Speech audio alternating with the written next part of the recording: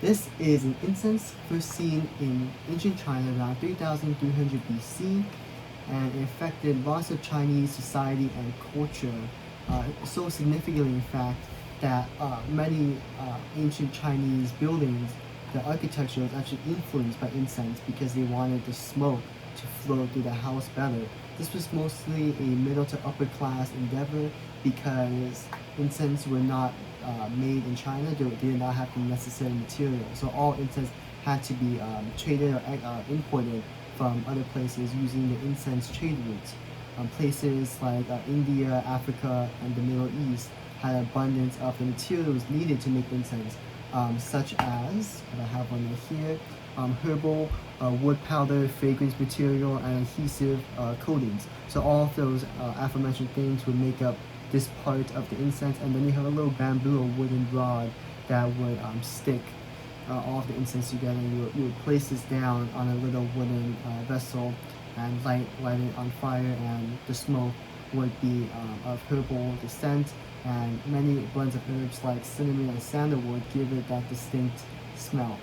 However, burning incense indoors is linked to very poor air quality and increase of toxic chemicals, VOCs, volatile organic compounds that are linked with many health problems.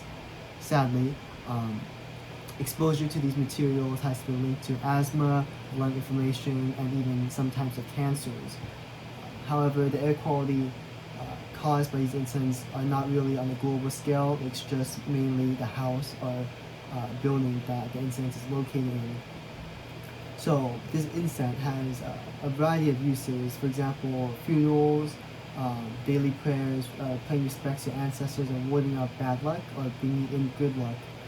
It's been associated in Chinese culture as a way to influence their lives for the better. It's also used for medicine.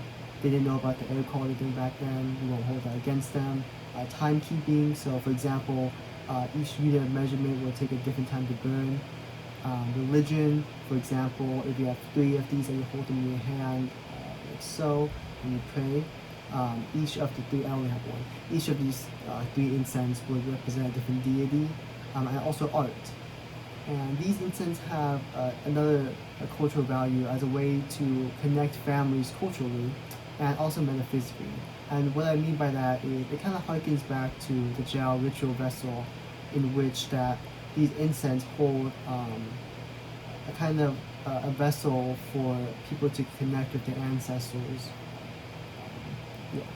Anyways, the purpose of an incense is multifaceted. By that I mean the materials, when it was created, it was used for mostly religious purpose and cultural purposes, but also these a myriad of other things, and that stemmed.